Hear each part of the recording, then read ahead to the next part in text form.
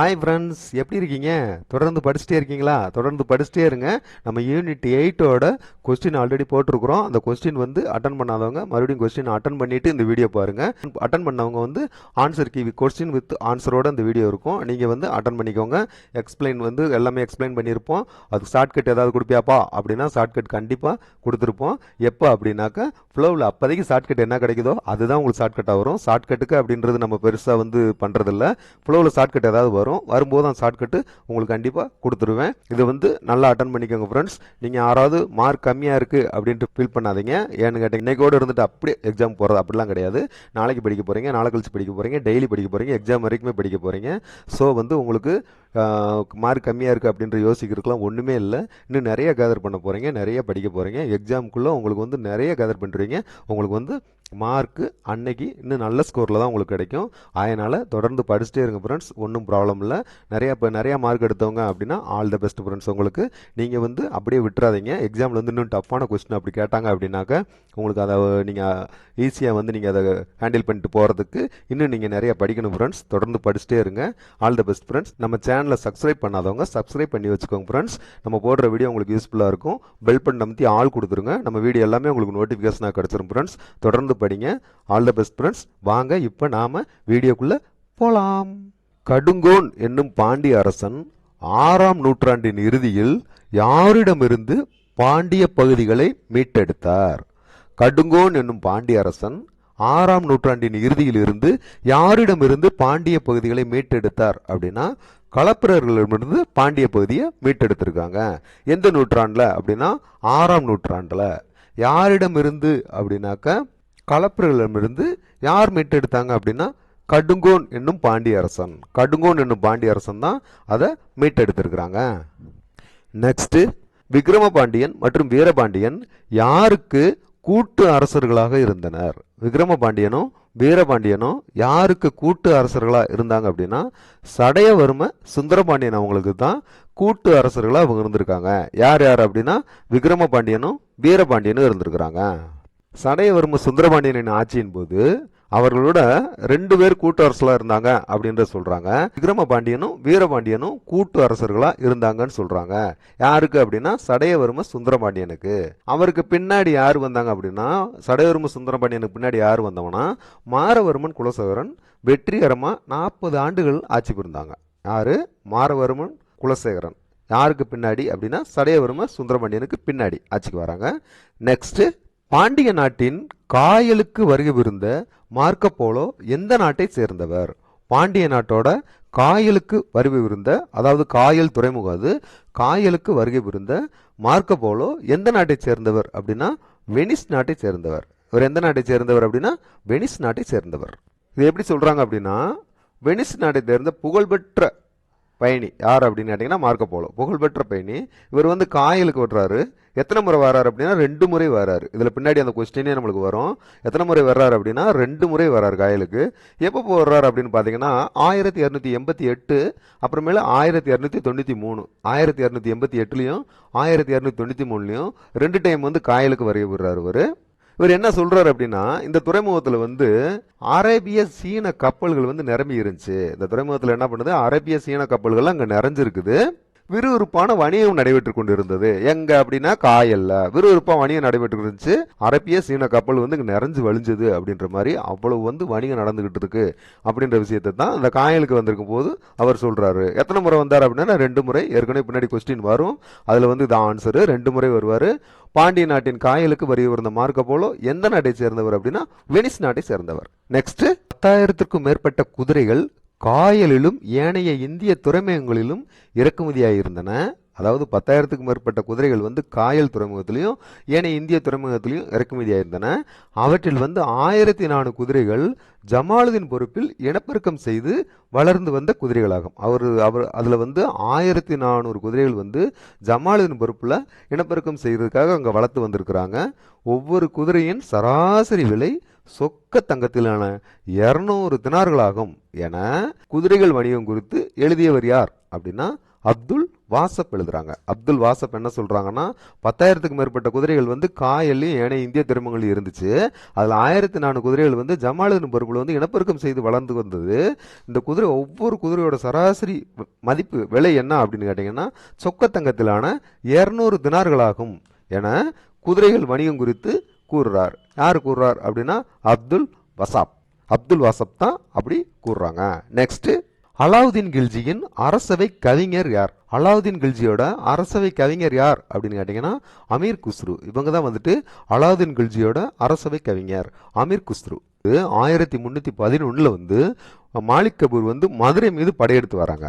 அப்படி வரும்போது அங்க யாருமே இல்லை, எல்லாமே பயந்து ஓடித்துட்டாங்க. வீரபாண்டியெல்லாம் ஏற்கனவே தப்பிச்சு ஓடி இருந்தாரு. அமீர் குஸ்ரு வந்து பொதுவாகவே மிகப்படுத்தி எழுதக்கூடியவர் தான். இருப்பினும் பார்த்தீங்கன்னா சொக்கநாதர் கோயிலை வந்து இடித்து ஏராளமான விலை மதிப்பு மிக்க பொருட்களை மாலிக் கபூர் எடுத்து சொல்றார் அப்படின்றது உண்மைதான். இந்த செல்வத்தை வந்து பயன்படுத்தி தான் அலாவுதீன் கில்ஜி வந்து தனது எதிரிகளை வந்து தன் பக்கம் ஈர்த்து தனது பலத்தை வந்து இன்னும் அதிகரிச்சுக்கிட்டாரு. அதாவது வந்து எதிரிகளுக்கெல்லாம் வந்துட்டு இந்த இதுல இருந்த செல்வங்கள்லாம் அள்ளி கொடுத்து அவங்கள தன் பக்கம் தனக்கு சாதகமாக பேச வச்சு தன்னோட பலத்தை அதிகரிச்சுக்கிட்டாரு அப்படின்னு சொல்றாங்க. இதுல பாத்தீங்கன்னா அலாவுதீன் கில்ஜியோட அரசவை கவிஞர் யார் அப்படின்னா அமீர் குஸ்ரு.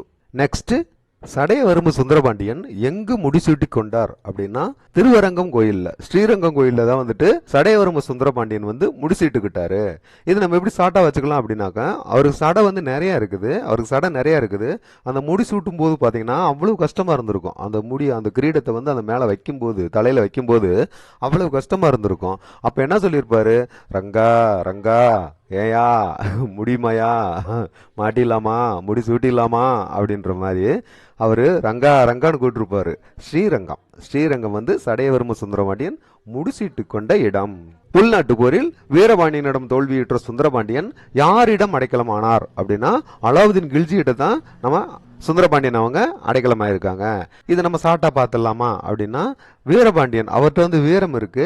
சுந்தரபாண்டியன் என்ன நினைக்கிறாரு அப்படின்னா வீரபாண்டியன்ட்ட வீரம் இருக்கு, நம்மளுக்கு வந்து இன்னும் சுந்தரம், அதாவது வந்து நல்ல யோகம் கிடைக்கணும் அப்படின்னா நம்ம அலாவுதீன் விளக்கு கிட்ட போய் நம்ம இருந்துக்கலாம், அலாவுதீன் விளக்கு கிட்ட போய் நம்ம இருந்துக்கலாம். அப்போ வந்து அதுல இருந்து நம்ம அந்த பூதங்கள்லாம் வரும்ல, அதை வச்சு நம்ம வீரபாண்டியனை அடிச்சிடலாம் அப்படின்ட்டு நம்மளுக்கு சுந்தரம் கிடைக்கும் அப்படின்ற நம்பிக்கையில அலாவுதீன் கில்ஜிட்ட போறாரு, அலாவுதீன் விளக்கு கிட்ட போறாரு அப்படின்ற மாதிரி சும்மா சாட்டா வச்சுக்கோங்க. நெக்ஸ்ட், பாண்டியர் கால தங்க நாணயங்கள் எவ்வாறு அழைக்கப்பட்டன? பாண்டியர் காலத்தோட அந்த தங்க நாணயங்கள் வந்து எவ்வாறு அழைக்கப்பட்டன அப்படின்னா காசு களஞ்சு பொன் அப்படின்னு அழைக்கிறாங்க. காசு களஞ்சு பொன் அப்படின்னு அழைக்கிறாங்க. பாண்டியர் கால தங்க நாணயங்கள் எவ்வாறு அழைக்கப்பட்டன அப்படின்னா காசு களஞ்சு பொன். காசு துட்டு மணி மணி அப்படின்ற மாதிரி நம்ம இங்க பாண்டியர் காலத்துக்கு எப்படியா வச்சுக்கணும்? காசு களஞ்சு பொன். காசை களைஞ்சு அதாவது வந்து பிசைஞ்சு பொண்ணாக்கிடலாம் அப்படின்னு ஞாபகம் வச்சுக்கோங்க. படத்துல அப்படின்னா காசு பணம் துட்டு மணி மணி அப்படின்னு வரும். இப்ப நம்ம பாண்டியர் காலத்துல பாட்டு படிச்சு அப்படி படிக்கணும், காசு களைஞ்சு பொண்ணாக்கிடலாம். நெக்ஸ்ட், கண்ணனூரில் நடைபெற்ற போரில் ஜடாவர்ம சுந்தரபாண்டியன் யாரை தோற்கடித்தார்? கண்ணனூர்ல நடைபெற்ற போர்ல ஜடாவர்ம சுந்தரபாண்டியன் யாரை தோற்கடித்தார் அப்படின்னா மால்வாரசர் சோமேஸ்வரன். மால்வாரசர் சோமேஸ்வரனை தான் வந்துட்டு ஜடாவர்ம சுந்தரபாண்டியன் கண்ணனூரில் நடைபெற்ற போர்ல தோக்கடிச்சிருக்கிறாங்க. கண்கொத்தி பாம்பா பார்த்துட்டே இருந்திருக்காரு. எங்க அப்படின்னா கண்ணனூர்ல சோமஸ், அதாவது வந்து மால்வாரசர் எப்பயாவது சோமஸ் சாப்பிடுவாரான்னு பார்த்துட்டு இருக்காரு. அந்த மால்வாரசர் சோமஸ் சாப்பிட்றாருல, சோமேஸ்வரன் ஞாபகம் வச்சுக்கோங்க, சோமஸ் சாப்பிட்றாருல அந்த நேரம் வச்சு தடாலடியா அடிச்சிட்டாரு அப்படின்னா ஜடாவர்மன் அடிச்சிட்டாரு, தடாலடியா அடிச்சிட்டாரு அப்படின்னு ஞாபகம் வச்சுக்கோங்க. கண்ணனூரில் நடைபெற்ற போரில் ஜடாவர்ம சுந்தரபாண்டியன் யாரை தோற்கடித்தார் அப்படின்னா மால்வா அரசர் சோமேஸ்வரனை தோற்கடிக்கிறாரு. நெக்ஸ்ட், மானூர் கல்வெட்டு எதை பற்றி கூறுகிறது? மானூர் கல்வெட்டு எதை பற்றி கூறுது அப்படின்னா கிராமத்தை பத்தி தான் கூடுது. மானூர் கல்வெட்டு கிராமத்தை பத்தி கூறுது. இப்போ உங்களுக்கே தெரியும், பொதுவாக வந்துட்டு முன்னாடி எல்லாம் ஃபாரஸ்ட்டுக்குள்ள தான் அந்த மான்கள்லாம் இருக்கும். இப்போ பாத்தீங்கன்னா நம்ம கண்ணு முன்னாடி கிராமங்கள்லாம் மான் வந்துருச்சு அப்படின்னு ஞாபகம் வச்சுக்கோங்க. மானூர் கல்வெட்டு கிராமத்தை பத்தி கூடுது, மானு கிராமத்துக்கே வந்துருச்சு அப்படின்னு ஞாபகம் வச்சுக்கோங்க. நெக்ஸ்ட், திருவண்ணாமலை கோவில் நிலங்கள் பாசன வசதி பெற பிற்கால பாண்டியர்கள் எந்த ஆற்றிலிருந்து வாய்க்கால் அமைத்து கொடுத்தனர்? திருவண்ணாமலை கோவில் நிலங்கள், கோவில் சம்பந்தப்பட்ட நிலங்கள்லாம் வந்துட்டு பாசன வசதி பெறணும் அப்படின்றதுக்காக பிற்காலத்துல பாண்டியர்கள் வந்து எந்த ஆற்றிலிருந்து வாய்க்கால் அமைச்சு அங்க கொடுத்தாங்க அப்படின்னா தண்ணி போறதுக்காக வாய்க்கால் அமைச்சு கொடுத்தாங்க அப்படின்னா பெண்ணையாருக்கு. பெண்ணையாற்றுல இருந்து திருவண்ணாமலைக்கு வந்து அந்த கோயில் நிலங்களுக்கெல்லாம் பாசன வசதிக்காக பெண்ணை ஆற்றுல இருந்து அவங்க வந்து வாய்க்கால் அமைச்சு கொடுத்துருக்காங்க. இது எப்படி வச்சுக்கலாம் அப்படின்னா, திருவண்ணாமலை கோயிலை சுத்தி தென்னை போடுறதுக்காக வாய்க்கால் அமைச்சு கொடுத்துருக்காங்க. யாரு அப்படின்னா பாண்டியர்கள் என்ன பண்ணியிருக்காங்க, தென்னை போடுறதுக்காக, அதாவது பெண்ணை ஆறுன்னு வச்சுக்கோங்க, தென்னை போடுறதுக்காக, தென்னை மரங்களா வைக்கிறதுக்காக எங்க திருவண்ணாமலையில என்ன வைக்கிறதுக்கு, தென்னை வைக்கிறதுக்கு அப்படின்னு வச்சுக்கோங்க. யாரு அப்படின்னா பாண்டியர்கள். நெக்ஸ்ட், நிலத்தின் உண்மையான உடைமையாளர்கள் எவ்வாறு அழைக்கப்பட்டனர் அப்படின்னா பூமிபுத்திரர்கள். இந்த பூமிக்கு இவங்க தான் பிள்ளைங்க. யாருக்கு அப்படின்னா அந்த நிலத்துக்கு அப்படின்னு வச்சுக்கோங்க, பூமிபுத்திரர்கள். வேளாளர் அப்படின்னாக்க நம்ம என்ன வச்சுக்கலாம், வேளாண்மை பண்றவங்க அப்படின்னு வச்சுக்கோங்க. சும்மா வேளாளர் அப்படின்னா வேளாண்மை பண்றவங்க. பூமிபுத்திரர்கள் இந்த நிலத்துக்கு உண்மையானவங்க இவங்க தான் அப்படின்னு வச்சுக்கோங்க. மாலிக் உல் இஸ்லாம் ஜமாலுதீன் என்னும் அரேபிய வணிகரின் வணிக நிறுவனம் எங்கு செயல்பட்டது? மாலிக் உல் இஸ்லாம் ஜமாலுதீன் என்னும் அரபிய வணிகரின் வணிக நிறுவனம் எங்கு செயல்பட்டது அப்படின்னா காயல் துறைமுகத்தில் தான். பாண்டிய நாட்டை சேர்ந்த காயல் துறைமுகத்தில் தான் அவங்க வந்து வணிகம் பண்ணியிருக்காங்க. அதுக்கு ஒரு நிறுவனமே அமைச்சிருக்கிறாங்க. அங்கே ஒரு நிறுவனமே அமைச்சு அங்கேயே இருந்து பண்ணியிருக்காரு. யார் அப்படின்னா மாலிக் உல் இஸ்லாம் ஜமாலுதீன். ஜமாஜ்டார்ப்பா அப்படின்ற மாதிரி அரேபியாவிலேருந்து வந்து இங்கே வந்து ஒரு நிறுவனமே வச்சு நடத்துகிற அளவுக்கு வரியாளுப்பா அப்படின்னா ஜமாலுதீன். எம்மா பெரிய ஆளு இஸ்லாம் ஜமாலுதீன் ஜமாய் அப்படின்றம்லாம் தான். கூடல் நகரம் என்று அழைக்கப்படும் நகரம் எது அப்படின்னா மதுரை. மதுரை தான் வந்துட்டு கூடல் நகரம் என்று அழைக்கப்படுது. கூடல் நகரம் என்று அழைக்கப்படும் நகரம் மதுரை. சடையவர்ம சுந்தரபாண்டியனின் காலம் எது அப்படின்னா 1520. சடையவர்ம சுந்தரபாண்டியனின் காலம் எது அப்படின்னா 1251 இருந்து 1268 வரைக்கும் அவங்களோட பீரியட் இருந்திருக்கு. சடையவர்ம சுந்தரபாண்டியனின் காலம் 1251 டு 1268. நெக்ஸ்ட், இலங்கையோடு சேர்த்து உலகத்தில் காணப்படும் பெரும்பாலான மாணிக்க கற்களையும் முத்துக்களையும் பாண்டிய பகுதி உற்பத்தி செய்கிறது என கூறியவர் யார் அப்படின்னா மார்க்க போல அவங்க தான் சொல்றாங்க. இலங்கையோடு சேர்த்து உலகத்துல வந்து பெரும்பாலான மாணிக்க கற்களையும் முத்துக்களையும் பாண்டிய பகுதி தான் உற்பத்தி செய்யுது அப்படின்னு சொல்றாரு. யார் அப்படின்னா மார்க்க போலோ. இவர் என்ன சொல்றாருன்னா மாணிக்க கற்கள் முத்து இதெல்லாம் வந்துட்டு பெரும்பாலான பாண்டிய பகுதி தான் உற்பத்தி செய்யுது அப்படின்ட்டு மார்க் போடுறாரு. நெக்ஸ்ட், பிற்கால பாண்டியர்களின் தலைநகரம் எது? பிற்கால பாண்டியர்களோட தலைநகரம் எது அப்படின்னா மதுரை தான். பிற்கால பாண்டியர்களோட தலைநகரம் எது அப்படின்னா மதுரை. பிராமணர் குடியிருப்புகள் வேறு எவ்வாறு அழைக்கப்படுகிறது? அந்த பிராமணர்கள் இருக்கிற அந்த குடியிருப்பு வந்து வேறு எவ்வாறு அழைக்கப்படுகிறது அப்படின்னா மங்களம் அல்லது சதுர்வேதி மங்கலம். மங்களம் அல்லது சதுர்வேதி மங்கலம் என்று அழைக்கப்படுகிறது. எது அப்படின்னா பிராமண குடியிருப்புகள். பாண்டியர்கள் காலத்துல வந்து அரசு செயலகம் எவ்வாறு அழைக்கப்பட்டது அப்படின்னா எழுத்து மண்டபம் அப்படின்னு இருக்காங்க. பாண்டியர் காலத்துல வந்து அரசு செயலகம் எவ்வாறு அழைக்கப்பட்டது அப்படின்னா எழுத்து மண்டபம். அங்க உட்காந்து எழுதிட்டே இருப்பாங்க. ஏன்னு கேட்டீங்கன்னா எல்லாத்துக்குமே வந்துட்டு எல்லா விஷயத்துக்குமே அங்கிருந்தானே பாஸ் ஆகணும் அப்படின்றது. அங்கிருந்தா வந்து ஆர்டர்னாலும் எதுனாலும் அங்கிருந்தா பாஸ் ஆகணும் அப்படின்ற மாதிரி அங்க எழுதிட்டே இருப்பாங்க அப்படின்னு ஞாபகம் வச்சுக்கோங்க. அரசு செயலகத்துல பாண்டிய காலத்தில் அரசு செயலகம் எவ்வாறு அழைக்கப்பட்டது அப்படின்னா எழுத்து மண்டபம். நெக்ஸ்ட், குதிரை வணிகத்தில் ஈடுபட்டவர்கள் எவ்வாறு அழைக்கப்பட்டனர் அப்படின்னா குதிரை செட்டிகள். குதிரை வணிகத்தில் ஈடுபட்டவங்க எவ்வாறு அழைக்கப்பட்டார்கள் அப்படின்னா குதிரை செட்டிகள். அதாவது வந்து குதிரையை செட்டு செட்டா கொண்டு வந்து விற்கிறவங்க அப்படின்னு ஞாபகம் வச்சுக்கோங்க.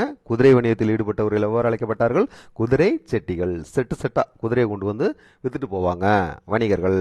பாண்டிய அரசு உலகிலேயே செல்வ செழிப்பு மிக்க அற்புதமான பகுதியாகும் என்று புகழாரம் சூட்டியவர் யார்? பாண்டிய அரசு உலகிலேயே செல்வ செழிப்பு மிக்க அற்புதமான பகுதிப்பா அப்படின்னு புகழாரம் சூட்டியவர் யார் அப்படின்னா மார்க்க போலோ. பாண்டிய அரசை பத்தி அவர் அதிகமா மார்க் போட்டிருக்கார் அப்படின்னு ஞாபகம் வச்சுக்கோங்க. வின் பிளஸ் வின் அகாடமியின் நெக்ஸ்ட், ஜடாவர்மன் என்று அழைக்கப்படுபவர் யார்? சடையவர்ம சுந்தரபாண்டியன். சடையவர்ம சுந்தரபாண்டியன் அவங்க தான் ஜடாவர்மன் அப்படின்னு அழைக்கப்படுறாங்க. யாரு அப்படின்னா சடையவர்ம சுந்தரபாண்டியன். நெக்ஸ்ட், ஒரு பொறுத்துக சூப்பர். சாலபோக நிலம், இரும்பு உலோக வேலை, மரவேலை, கல்வி கற்பிக்கும் பிராமணர். சாலபோக நிலம், இரும்பு உலோக வேலை, மரவேலை, கல்வி கற்கும் பிராமணர். அந்த பக்கம் பாருங்க, தச்சர் மானியம், பிராமணர், பட்டவிருத்தி, தட்டார்பாணி. தச்சர் மானியம், பிராமணர், பட்டவிருத்தி, தட்டார்பாணி. இதை எப்படி ஆக வச்சுக்கலாம் அப்படின்னா 1க்கு பி ஆன்சர், 2க்கு டி ஆன்சர், 3க்கு ஏ ஆன்சர், 4க்கு சி ஆன்சர். பொருத்தி பார்த்துடலாம். சாலபோக நிலம் அப்படின்னா பிராமணர்கள். அதாவது வந்து அவங்க ஏகத்துக்கும் அவங்க அணுவிச்சு அவங்க அதாவது வந்து அவங்க வேலைக்கு எதுக்கும் போகாட்டியும் கூட கோயிலே இது அப்படின்ட்டு சாலபோக நிலம் அப்படின்னா பிராமணர்கள். இரும்பு உலோக வேலை அப்படின்னா தட்டார்பாணி. இரும்பு உலோக வேலைனா தட்டார்பாணி. மரவேலை அப்படின்னா தச்சர் மானியம். மரவேலை தச்சர் மானியம். கல்வி கற்பிக்கும் பிராமணர் அப்படின்னா பட்ட விருத்தி அப்படின்றாங்க. கல்வி இருக்கும் பிராமணர் அப்படின்னா பட்ட விருத்தி அப்படின்றாங்க. இதை கொஞ்சம் ஷார்ட்டா பார்த்துடலாம். சாலபோக நிலம் அப்படின்னா பிராமணர்கள். பிராமணர்களுக்கு வந்து அவங்க போகம் பண்ணி, அதாவது வந்து விளைச்சல் பண்ணி சாப்பிட்றதுக்காக நிலம் கொடுத்துருப்பாங்க. அது எப்போ வரைக்கும் வச்சுக்கலாம்னா அவங்க கடைசி காலத்து வரைக்கும் வச்சுக்கலாம். சாகபோக அப்படின்ற மாதிரி கடைசி காலம் வரைக்கும் வச்சுக்கலாம் நிலம். யாருக்கு அப்படின்னா பிராமணர்களுக்கு. இரும்பு உலோக வேலை அப்படின்னா தட்டார் பாணி. இரும்பு தட்டுறாங்க அப்படின்னு வச்சுக்கோங்க. இரும்பு தட்டுறது. இரும்பு உலோக வேலை தட்டார் பாணி அப்படின்னு வச்சுக்கோங்க. இரும்பு தட்டுறாங்க. மர வேலை நம்மளுக்கே தெரியும், தச்சர். மரம் எல்லாம் வந்துட்டு அந்த பலகையெல்லாம் ரெடி பண்ணுறவங்க, அந்த டோர்லாம் ரெடி பண்ணுறவங்க யார் அப்படின்னா தச்சர் அப்படின்னு வச்சுக்கோங்க. கல்வி கற்கும் பிராமணர் அப்படின்னா பட்ட விருத்தி. கல்வி கற்கிறது எதுக்கு அப்படின்னாக்க நம்ம விருத்தி ஆகணும், அதாவது நம்ம பரம்பரை பட்டம் விருத்தி ஆகணும் அப்படின்னா பரம்பரை விருத்தி ஆகணும் அப்படின்றது தான் கல்வி கற்கும் பிராமணர் பட்ட விருத்தி. நெக்ஸ்ட், வேள்விக்குடி செப்பேடுகளின் கொடையாளி என்று அறியப்பட்டவர் யாருன்னா ஜடில பராந்தக நெடுஞ்செழியன்.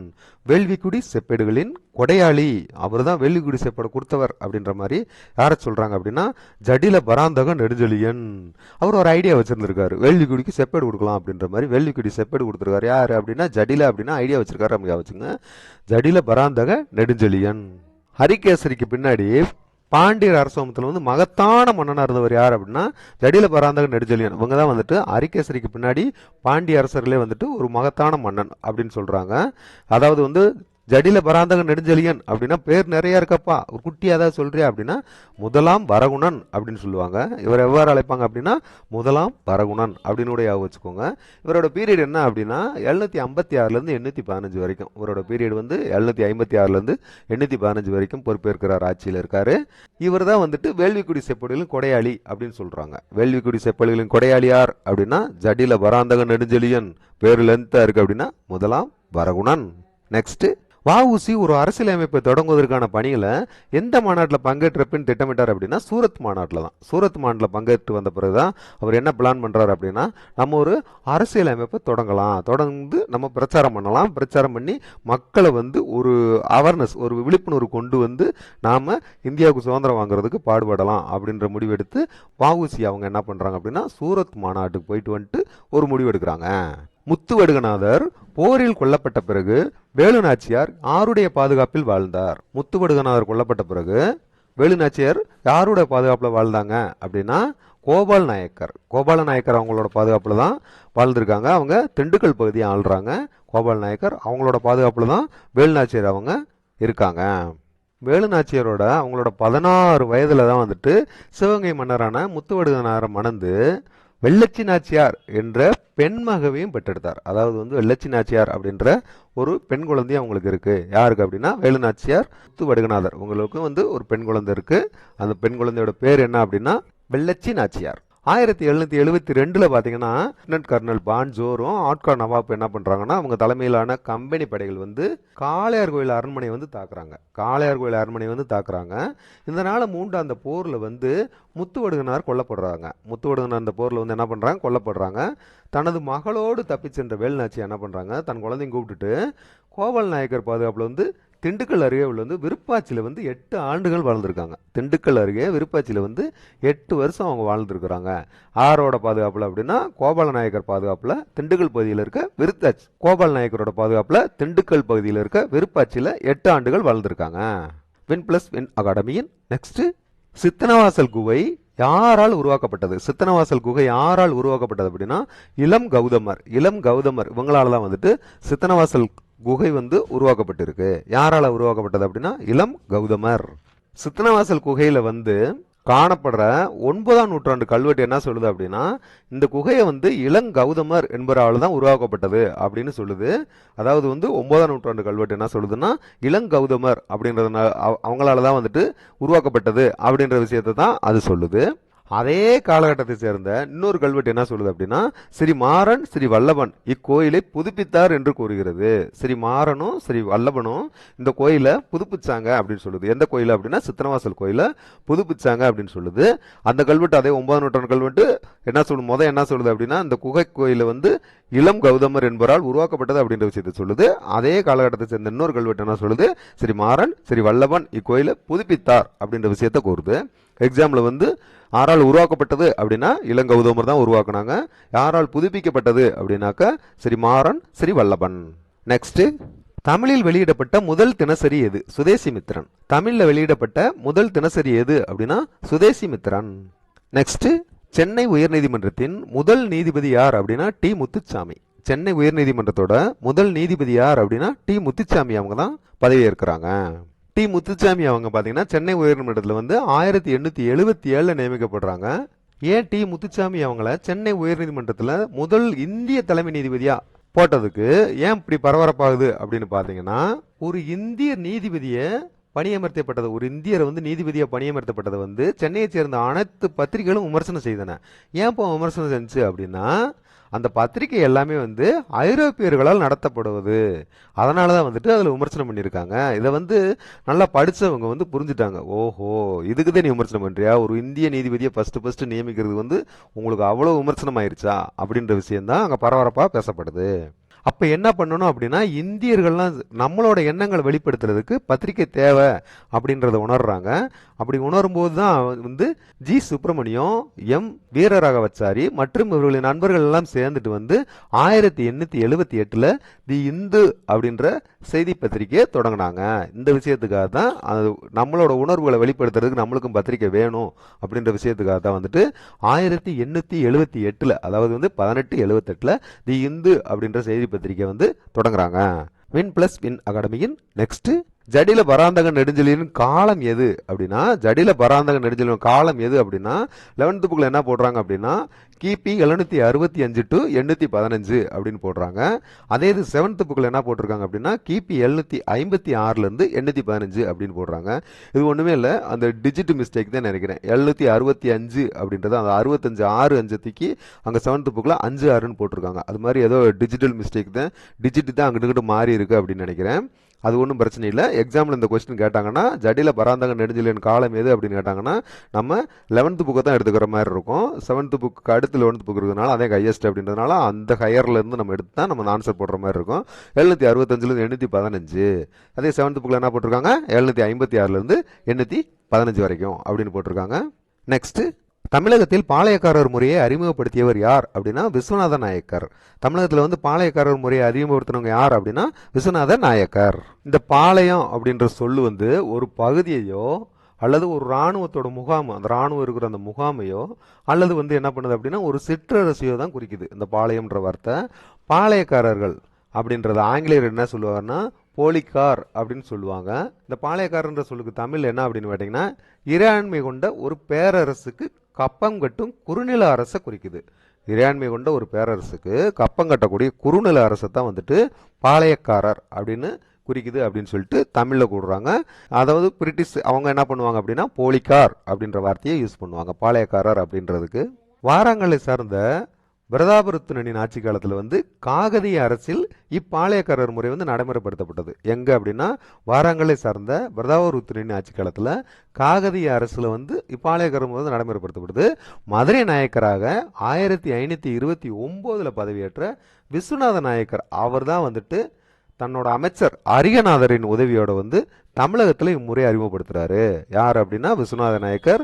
யாரோட உதவியோட அப்படின்னா அவர் அமைச்சரோட அரியநாதர் இருக்கார்ல அவரோட அமைச்சர், அவரோட உதவியோட தான் இதை பண்றாங்க. அவர் எப்போ வந்துட்டு விஸ்வநாத நாயக்கர் பதவி வைக்கிறாங்க அப்படின்னா 1529 பதவி வைக்கிறாங்க. அதாவது வந்து மொத்தம் எத்தனை பாளையக்காரங்க இருப்பாங்க அப்படின்னு கேட்டீங்கன்னா 72 பாளையக்காரர்கள் இருப்பாங்க. நெக்ஸ்ட், 14 வரி செய்யுள் வடிவத்தை தமிழுக்கு அறிமுகம் செய்தவர் யார் அப்படின்னா பரிதிமாற் கலைஞர். பரிதிமாற் கலைஞர் இவங்க தான் வந்துட்டு 14 வரி செய்தி வடிவத்தை வந்து தமிழுக்கு அறிமுகம் பண்றாங்க. வின் பிளஸ் வின் அகாடமியின் நெக்ஸ்ட், புலித்தேவர் யாரால் தோற்கடிக்கப்பட்டார்? புலித்தேவர் யாரால் தோற்கடிக்கப்பட்டார் அப்படின்னா கேப்டன் கேம்பலால தான் தோற்கடிக்கப்பட்டிருக்காரு. புலித்தேவர் யாரால் தோற்கடிக்கப்பட்டார் அப்படின்னா கேப்டன் கேம்பலால தோற்கடிக்கப்பட்டிருக்காரு. இது எப்படி ஆவச்சுக்கலாம்னா, அதாவது வந்து ஒரு பெருசா கேம்ப் போட்டு கேப்டன்லாம் இருந்து தான் புலியை பிடிக்க முடியும். ஏன்னா அது புலி இல்லை, அதை அவ்வளோ சீக்கிரத்தில் பிடிச்சிட முடியுமா அப்படின்ற மாதிரி புலித்தேவரை யாரால் தோற்கடிக்கப்பட்டாங்கன்னா கேப்டன்லாம் சேர்ந்து ஒரு கேம்ப் போட்டு தான் தோற்கடிச்சிருக்காங்க. கேப்டன் கேம்பல் அவங்க தோற்கடிச்சிருக்காங்க. நெக்ஸ்ட், வஉசி அவங்களோட நீராவி கப்பலின் பெயர் என்ன அப்படின்னா SS Gallia SS Lawoe. SS Gallia SS Lawoe இதுதான் வந்துட்டு வஉசி அவங்களோட நீராவி கப்பலோட பெயர். SS Gallia SS Lawoe. Win plus win அகாடமியின் நெக்ஸ்ட், ஒரு பொறுத்துக விடுதலை, பகுத்தறிவு, குடியரசு, புரட்சி, ரிவோல்ட். அந்த பக்கம் பார்த்தீங்கன்னா 1925, 1933, 1934, 1928, 1935. இதெல்லாம் யாரோடது அப்படின்னு பார்த்தீங்கன்னா பெரியார் அவங்களோடது. பொருத்தி பார்த்தலாம் வாங்க. 1க்கு ஏ ஆன்சர், 2க்கு சி ஆன்சர், 3க்கு ஏ ஆன்சர், 4க்கு பி ஆன்சர், 5க்கு டி ஆன்சர். விடுதலை அப்படின்னா 1935 வெளிவந்தது. பகுத்தறிவு அப்படின்னா 1934 வருது. குடியரசு அப்படின்னாக்கா 1925 வெளிவருது. புரட்சி அப்படின்னாக்கா 1933 வெளிவருது. ரிவோல்ட் அப்படின்னாக்கா 1928 வெளிவருது. விடுதலை அப்படின்றது 1935, பகுத்தறிவு அப்படின்றது 1934, குடியரசு அப்படின்றது 1925, புரட்சி அப்படின்றது 1933, ரிவோல்ட் அப்படின்றது 1928.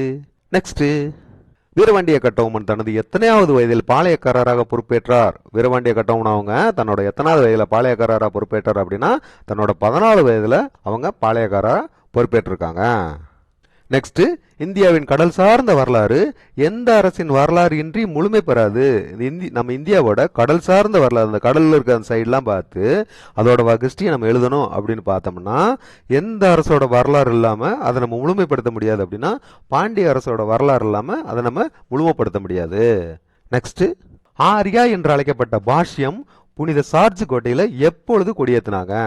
ஆர்யா அப்படின்னு அழைக்கப்பட்ட பாஷ்யம் புனித சார்ஜ் கோட்டையில எப்பொழுது கொடியேற்றினாங்க அப்படின்னா 26 ஜனவரி 1932 கொடியேற்றிருக்காங்க. 26 ஜனவரி 1932 ஆர்யா என்று அழைக்கப்பட்ட பாஷ்யம் புனித சார்ஜ் கோட்டையில கொடியேற்றிருக்காங்க. வின் பிளஸ் வின் அகாடமியின் நெக்ஸ்ட், சமஸ்கிருத சொல்லுக்கு இணையான பொருள் தரக்கூடிய தமிழ் சொற்கள் அடங்கிய அகராதி ஒன்றை தொகுத்து வெளியிட்டவர் யார் அப்படின்னா நீலாம்பிகை அம்மையார். நீலாம்பிகை அம்மையார் தான் சமஸ்கிருத சொல்லுக்கு இணையான பொருள் தரக்கூடிய தமிழ் சொற்கள்லாம் அடங்கிய ஒரு அகராதியை வெளியிட்டிருக்காங்க. யாரு அப்படின்னா நீலாம்பிகை அம்மையார். எந்த சொல்லுக்கு இணையா அப்படின்னா சமஸ்கிருத சொல்லுக்கு இணையா. நெக்ஸ்ட், தென்னிந்தியாவில் தெளிவான தேசிய நோக்கங்களுடன் தொடங்கப்பட்ட அமைப்பு எது அப்படின்னா சென்னை மகாஜன சபை. தென்னிந்தியாவில் ஒரு தெளிவான தேசிய நோக்கங்களோட தொடங்கப்பட்ட ஒரு அமைப்பு எது அப்படின்னா சென்னை மகாஜன சபை. இந்த அமைப்பு 1884 மே 16 எம் வீரவாச்சாரி, பி அனந்தராஜுலு, பி ரங்கையா தொடங்கப்பட்டது. இதன் தலைவராக பி ரங்கையா பொறுப்பேற்கிறாங்க. சென்னை மகாஜன சபையோட முதல் தலைவர் யார் அப்படின்னா பி ரங்கையா அவங்க பொறுப்பேற்கிறாங்க. இது எப்ப அப்படின்னா 1884 மே 16 எம் வீரவாச்சாரி, எம் அனந்தராஜுலு, பி ரங்கையா அவங்கெல்லாம் சேர்ந்து தான் இந்த அமைப்பை தொடங்குறாங்க. இதோட முதல் தலைவராக யார் வர்றாங்க அப்படின்னா பி ரங்கையா அப்படின்றவங்க பொறுப்பேற்கிறாங்க. அப்ப செயலாளர் யாரா இருந்தாங்கப்பா அப்படின்னா இருந்தாங்க பி ஆனந்த சார்லு. பி ஆனந்த சார்லு இவங்க தான் செயலாளரா இருந்திருக்கிறாங்க. நெக்ஸ்ட், 1923 மே 1 நாட்டிலேயே முதன்முறையாக மே தினத்தை கொண்டாடியவர் யார் அப்படின்னா சிங்காரவேலர் அவர்கள் தான். 1923 மே 1 நாட்டிலேயே முதன்முறையாக மே தினத்தை கொண்டாடியவங்க யார் அப்படின்னா சிங்காரவேலர் அவங்க தான் கொண்டாடி இருக்காங்க. எப்போ அப்படின்னா 1923. டேட் சொல்லுப்பா அப்படின்னா மே 1. தொழிலாளர் தினம் நம்ம ஃபாலோ பண்றோம்ல, இந்த தொழிலாளர் தினத்தை தான் அவங்க 1923 கொண்டாடி இருக்காங்க. யார் அப்படின்னா சிங்காரவேலர். வேலுநாச்சியாரின் படையில் உடையாள் என்ற பெண்களின் படைப்பிரிவை தலைமையேற்று நடத்தியவர் யார் அப்படின்னா குயிலி அவங்க தான். வேலுநாச்சியாரோட படையில உடையாள் அப்படின்ற பெண்கள் படைப்பிரிவு, அந்த பெண்களோட படைப்பிரிவுக்கு பேர் என்ன அப்படின்னா உடையாள் அப்படின்னா அந்த பெண்களோட படைப்பிரிவு. இதுக்கு தலைமையேற்று நடத்தினவங்க யார் அப்படின்னா குயிலி அப்படின்றவங்க தான் தலைமையேற்று நடத்திருக்காங்க. வேலுநாச்சியாரோட நம்பிக்கைக்குரிய தோழி தான் இவங்க குயிலி. இவங்க உடையாள் என்ற பெண்களின் படைப்பிரிவு தலைமையேற்று வழி நடத்தினாங்க அப்படின்னு பார்த்தோம்ல. உடையாள் என்பது யார் அப்படின்னு கேட்டீங்கன்னாக்க குயிலி பற்றி உளவு கூற மறுத்ததால், குயிலி எங்க இருக்காங்க அப்படின்னு சொல்லுங்க அப்படின்னு கேட்கும்போது அந்த பெண் சொல்லல. உளவு கூற மறுத்ததால் கொல்லப்பட்ட ஒரு மேய்த்தல் தொழில் செய்யற ஒரு பெண்ணு, அதாவது மேய்ச்சல் தொழில் பார்க்குற, அதாவது ஆடு மாடு இதெல்லாம் மேய்க்கிறாங்கல்ல, அந்த மேய்ச்சல் தொழில் பார்க்குற ஒரு பெண்ணு. அவங்க பேர்ல தான் ஒரு படை அமைப்பு தொடங்கியிருக்காங்க. உடையாள் அப்படின்றவங்க பேர்ல தொடங்கியிருக்காங்க. அப்ப இந்த படைப்பிரிவு தலைவங்களா ஆறு இருக்காங்க அப்படின்னா குயில் இருக்காங்க. இவங்க என்ன பண்றாங்க அப்படின்னா இவங்களுக்கு நெருப்பு வச்சுக்கிட்டு 1780 பிரிட்டிஷாரோட ஆயுத கிடங்குள்ள அனைத்து தளவாடங்களையும் அழிச்சிட்டாரு. அப்படியே நெருப்பு வச்சுட்டு அந்த பிரிட்டிஷாரோட அந்த ஆயுத கிடங்குக்குள்ள உள்ளே போயிட்டாங்க. குயிலி அப்படியே தன்னைத்தானே அழிச்சுக்கிட்டு அந்த ஆயுத கிடங்கையும் அழிச்சிட்டாங்க. நெக்ஸ்ட், கேசரி, மராட்டா ஆகிய பத்திரிகைகள் யாருடையது அப்படின்னா லோகமானிய திலகர்.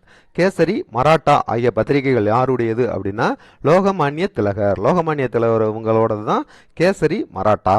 நெக்ஸ்ட், ஆந்திராவின் ராயலசீமா, கர்நாடகாவின் பெங்களூரு, கேரளாவின் மலபார், ஒடிசாவின் கஞ்சம் ஆகிய பகுதிகளை உள்ளடக்கிய அன்றைய பகுதி எவ்வாறு அழைக்கப்பட்டது அப்படின்னா சென்னை மாகாணம். அன்றைய பகுதி எவ்வாறு அழைக்கப்பட்டது? சென்னை மாகாணம். ஓ, இவ்வளவு பெருசா இருந்துச்சா அப்படின்ற மாதிரி இருக்கு. ஆந்திராவின் ராயலசீமா, கர்நாடகாவின் பெங்களூரு, கேரளாவின் மலபார், ஒடிசாவின் கஞ்சம், இந்த பகுதிகள்லாம் உள்ளடக்கிய பகுதி தான் சென்னை மாகாணம். கான் சாஹிப் மற்றும் மருதநாயகம் என்று அழைக்கப்பட்டவர் யார் அப்படின்னா யூசுப் கான். யூசுப் கான் இவங்க தான் வந்துட்டு கான் சாஹிப் மற்றும் மருதநாயகம் என்று அழைக்கப்பட்டவர். யூசுப் கான் இவங்களை தான் கான் சாஹிப் மற்றும் மருதநாயகம் அப்படின்னு சொல்றாங்க. நெக்ஸ்ட், ராபர்ட் ஆஷ் என்பவர் வந்து எப்பொழுது சுட்டுக் கொல்லப்பட்டார் அப்படின்னா ஜூன் 1911 மணியாச்சி ரயில் நிலையத்தில் சுட்டுக் கொல்லப்படுறாங்க. மணியாச்சி ரயில் நிலையத்தில் ஜூன் 1911 ராபர்ட் ஆஸ் என்பவர் சுட்டுக் கொல்லப்படுறாங்க. யார் ராபர்ட் ஆஸ் அப்படின்னு சுட்டுக் கொண்டாங்க அப்படின்னா வாஞ்சிநாதன் அவங்க தான் சுட்டுக் கொள்றாங்க. வாஞ்சிநாதன் அவங்க சுட்டுக் கொண்டுட்டு தன்னைத்தானே சுட்டுக்கிட்டு அவங்க உயிர் நீத்துறாங்க. தானும் சுட்டுக்கிட்டு உயிர் நீத்துறாங்க. ராபர்ட் ஆஸை சுட்டுக் கொண்டவங்க யார் அப்படின்னா வாஞ்சிநாதன். எப்ப நடந்துச்சு அப்படின்னா ஜூன் 1911 எங்க நடந்துச்சு அப்படின்னா மணியாச்சி ரயில் நிலையத்துல. நெக்ஸ்ட், 1798 கட்டோமன் செலுத்த வேண்டிய நிலவரி நிலுவை எவ்வளவு? 1798 கட்டோமன் செலுத்த வேண்டிய நிலவரி நிலுவை எவ்வளவு அப்படின்னா 3310 பக்கோடா. 3310 பக்கோடா நிலவரி நிலுவை இருந்துச்சு கட்டோமன் செலுத்த வேண்டியது. எந்த இயர்ல அப்படின்னா 1798.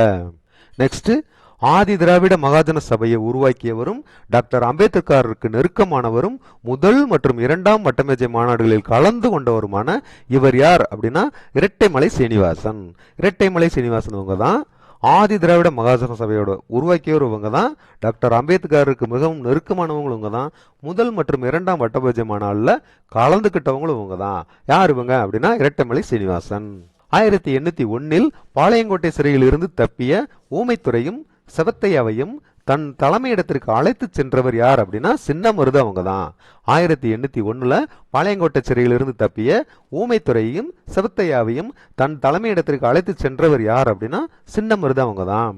சித்தனவாசல் குகை ஓவியங்கள் எந்த நூற்றாண்டை சேர்ந்தது அப்படின்னா 9ஆம் நூற்றாண்டை சேர்ந்தது. சித்தனவாசல் குகை ஓவியங்கள் எந்த நூற்றாண்டை சேர்ந்தது அப்படின்னா 9ஆம் நூற்றாண்டை சேர்ந்தது. இது உருவாக்கியவர் யார் அப்படின்னு பார்த்தோம் பாத்தீங்களா, இளம் கௌதமன். இந்த சித்தனவாசல் ஓவியங்களை வந்து புதுப்பித்தவங்க யார் அப்படின்னு நம்ம அந்த எக்ஸ்பிளைன் பண்ணும்போது பார்த்தோம். ஸ்ரீ மாறன், ஸ்ரீ வல்லபன் இவங்க வந்து புதுப்பிச்சவங்க. உருவாக்குனவங்க யாருன்னா இளங்கௌதமன் அப்படின்னு பார்த்தோம். இது எந்த நூற்றாண்டை சேர்ந்தது அப்படின்னா 9ஆம் நூற்றாண்டை சேர்ந்தது. பாளையக்காரர்களின் காவல் காக்கும் கடமை எவ்வாறு அழைக்கப்பட்டதுன்னா படிக்காவல் அல்லது அரசு காவல். படிக்காவல் அல்லது அரசு காவல் என்று அழைக்கப்பட்டது. எது அப்படின்னா பாளையக்காரர்களின் காவல் காக்கும் கடமை. நெக்ஸ்ட், முத்துலட்சுமி அம்மையார் இந்தியாவின் முதல் பெண் சட்டமன்ற உறுப்பினராக எப்பொழுது பொறுப்பேற்றார் அப்படின்னா 1926 தான் பொறுப்பேற்கிறாங்க. முத்துலட்சுமி அம்மையார் வந்து இந்தியாவின் முதல் பெண் சட்டமன்ற உறுப்பினராக பொறுப்பேற்கிறாங்க. எப்போ அப்படின்னா 1926 பொறுப்பேற்கிறாங்க. வின் பிளஸ் வின் அகாடமியின் நெக்ஸ்ட், 13 செப்டம்பர் 1799 சிவசுப்பிரமணியனார் எங்கு தூக்கிலிடப்பட்டார்? 13 செப்டம்பர் 1799 சிவசுப்பிரமணியனார் எங்கு தூக்கிலிடப்பட்டார் அப்படின்னா நாகலாபுரத்துல தூக்கிலிடப்படுறாரு. நாகலாபுரத்துல வந்து 13 செப்டம்பர் 1799 தூக்கிலிடப்படுறாங்க. யார் அப்படின்னா சிவசுப்பிரமணியனார். வின் பிளஸ் வின் அகாடமியின் நெக்ஸ்ட், மதராஸ் தேவதாசி சட்டம் எப்பொழுது இயற்றப்பட்டது? மதராஸ் தேவதாசி சட்டம் எப்பொழுது இயற்றப்பட்டது அப்படின்னா 1947 இயற்றுறாங்க மதராஸ் தேவதாசி சட்டம். நெக்ஸ்ட், ஆங்கிலேயரின் அதிகாரத்தை எதிர்த்த முதல் பெண் அரசு யார் அப்படின்னா வேலுநாச்சியார். ஆங்கிலேயரோட அதிகாரத்தை எதிர்த்த முதல் பெண்ணரசு யார் அப்படின்னா வேலுநாச்சியார் அவங்க தான். இதை எப்படி ஷார்ட்கட்டா போட்டுக்கலாம் அப்படின்னா அவங்க பேர்லயே வேல் இருக்கு. எதிரிகளை போட்டு தாக்காம விட மாட்டாங்க. அவங்க பேர்லயே வேல் இருக்கு, வேலுநாச்சியார். நெக்ஸ்ட், 1816 அதாவது 1816 புனித சார்ஜ் கோட்டையில் கல்லூரியை நிறுவியவர் யார் அப்படின்னா FW எல்லிஸ். FW எல்லிஸ் இவங்க தான் 1816 புனித சார்ஜ் கோட்டையில வந்து கல்லூரியை நிறுவுறாங்க. நெக்ஸ்ட், ஆங்கிலேயரின் நாடு பிடிக்கும் நோக்கத்திற்கு முதல் எதிர்வினை யாரிடமிருந்து வந்தது அப்படின்னா புலிகிட்ட இருந்தா வந்திருக்கும். புலி தான் பாஞ்சிருக்கு. எடுத்தனே பாஞ்சது அப்படின்னா புலித்தேவன். புலித்தேவன் கிட்ட தான் வந்துட்டு நீங்க தேவையில்லாம அந்த நாடு பிடிக்கிற வேலையெல்லாம் வச்சுக்கிட்டீங்க அப்படின்ற மாதிரி முதல் எதிர்வினை யார்கிட்ட இருந்து வந்திருக்கு அப்படின்னா புலித்தேவன் அவங்க கிட்ட இருந்து தான் வந்திருக்கு. நெக்ஸ்ட், தம்பிரான் வணக்கம் 1578 எங்கு வெளியிடப்பட்டது? தம்பிரான் வணக்கம் அப்படின்ற நூல் 1578 எங்கு வெளியிட்டாங்க அப்படின்னா கோவாவில் வெளியிட்டிருக்காங்க. இதை எப்படி நம்ம ஞாபகம் வச்சுக்கலாம் அப்படின்னா, கோவாவில் போய் தம்பிரான் வணக்கம் அப்படின்னா அவங்களுக்கு கண்டிப்பாக புரிஞ்சிருக்காது, அப்படின்னு ஞாபகம் வச்சுக்கோங்க. தம்பிரான் வணக்கம் அப்படின்னா தமிழ்நாட்டில் சொன்னால் புரிஞ்சிருக்கும், கோவாவில் சொன்னால் புரிஞ்சிருக்காது அப்படின்ற மாதிரி சும்மா ஒரு ஷார்ட்கட்காக ஞாபகம் வச்சுக்கோங்க. நெக்ஸ்ட், ஹரிகேசரி மாறவர்மன் சமண மதத்திலிருந்து சைவத்துக்கு மாற்றியவர் யார்? திருஞான சம்பந்தர். ஹரிகேசரி மாறவர்மனை சமணத்திலிருந்து சைவத்துக்கு மாற்றினவங்க யார் அப்படின்னா திரு ஞான சம்பந்தர். நெக்ஸ்ட், ராமநாதபுரத்தின் அரசர் செல்லமுத்து சேதுபதிக்கு 1730 மகளாக பிறந்தவங்க யார் அப்படின்னா வேலுநாச்சியார். ராமநாதபுரம் அரசர் செல்லமுத்துக்கு 1730 மகளாக பிறந்தவங்க யார் அப்படின்னா வேலு நாச்சியார். 1709 சீகன்பாகு என்பவரால் ஒரு முழுமையான அச்சகம் எங்கு நிறுவப்பட்டது அப்படின்னா தரங்கம்பாடியில் நிறுவியிருக்காங்க. 1709 சீகன்பாகு என்பவரால் ஒரு முழுமையான அச்சகம் எங்கு நிறுவப்பட்டது அப்படின்னா தரங்கம்பாடியில் நிறுவியிருக்காங்க. நெக்ஸ்ட், மதுரை மக்களால் ரோசாப்பு துறை என்று அழைக்கப்பட்டவர் யார் அப்படின்னா ஜார்ஜ் ஜோசப். ஜார்ஜ் ஜோசப் இவங்களை தான் மதுரை மக்கள் ரோசாப்பு துறை அப்படின்னு அழைச்சிருக்காங்க. யார அப்படின்னா ஜார்ஜ் ஜோசப். தலைநகரை திருச்சியிலிருந்து மதுரைக்கு மாற்றியவர் யார் அப்படின்னா திருமலை நாயக்கர். திருமலை நாயக்கர் இவங்க தான் தலைநகரை திருச்சியிலிருந்து மதுரைக்கு மாற்றிருக்காங்க. யார் பண்ணியிருக்காங்க அப்படின்னா திருமலை நாயக்கர். எங்க இருந்து அப்படின்னா திருச்சியிலிருந்து. எங்க மாத்தினாங்க அப்படின்னா மதுரையில மாத்தினாங்க. நெக்ஸ்ட், திருச்சியிலிருந்து வேதாரண்யத்துக்கு உப்பு சத்தியாகிரகத்தை தலைமையேற்று நடத்தியவர் யார் அப்படின்னா ராஜாஜி அவங்க தான்.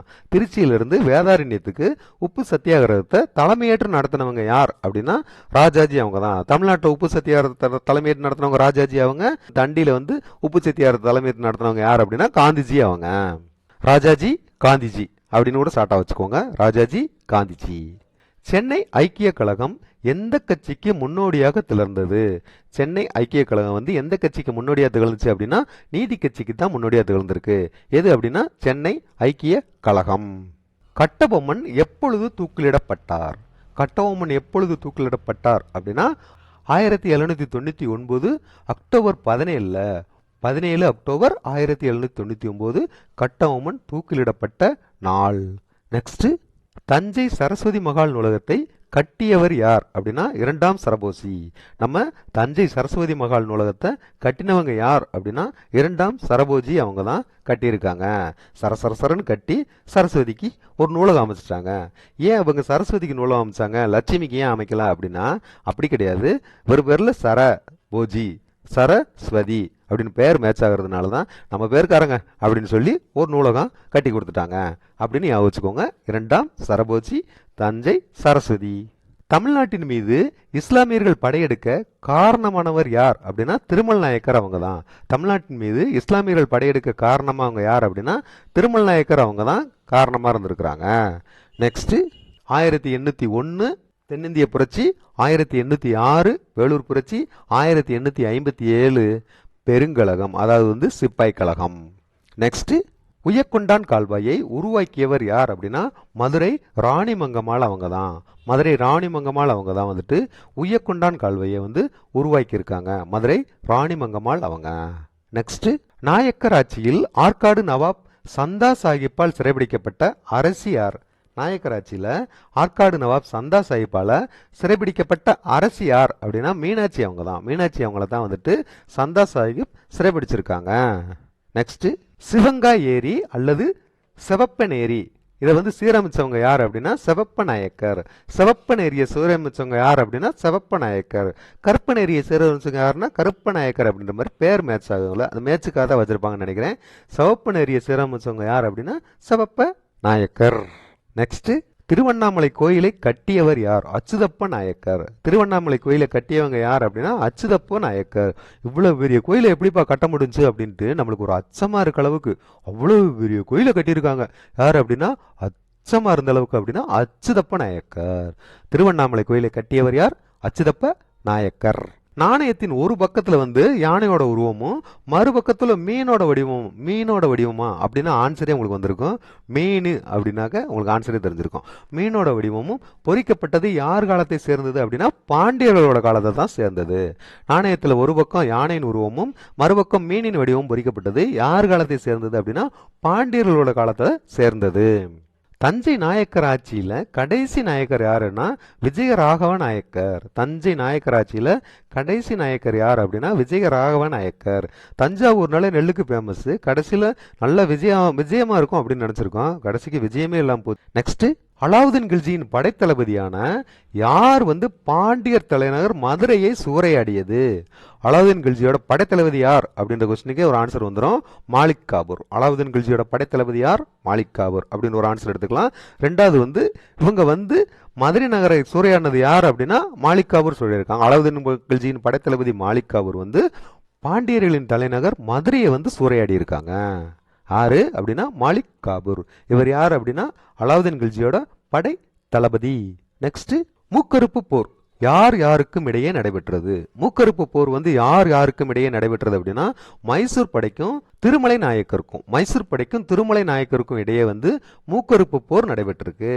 நெக்ஸ்ட், இருசமய விளக்கம் என்னும் நூலை எழுதியவர் யார் அப்படின்னா ஹரிதாசர். இருசமய விளக்கம் இந்த நூலை எழுதினவங்க யார் அப்படின்னா ஹரிதாசர் இவங்க தான் வந்துட்டு இருசமய விளக்கம் என்னும் நூலை எழுதியிருக்காங்க. நெக்ஸ்ட், சென்னை சாகரம் ஏரியை உருவாக்கியவர் யார் அப்படின்னா கிருஷ்ணப்ப நாயக்கர் இவங்க தான் வந்துட்டு சென்னை சாகரம் ஏரியை உருவாக்கியிருக்காங்க. யார் அப்படின்னா கிருஷ்ணப்ப நாயக்கர். நெக்ஸ்ட், 1311 வந்து மாலிக் காபூர் எந்த பகுதிகளை கடந்து பாண்டிய நாட்டை வந்தடைந்தார்? 1311 வந்து மாலிக் காபூர் வந்து எந்த பகுதிகளை கடந்து பாண்டிய நாட்டை வந்தடைந்தார் அப்படின்னா சிறுமலை மற்றும் தபர்கணவாய் கடந்து தான் வந்துட்டு மாலிக் காபூர் வந்து பாண்டிய நாட்டை வந்தடைஞ்சிருக்காங்க.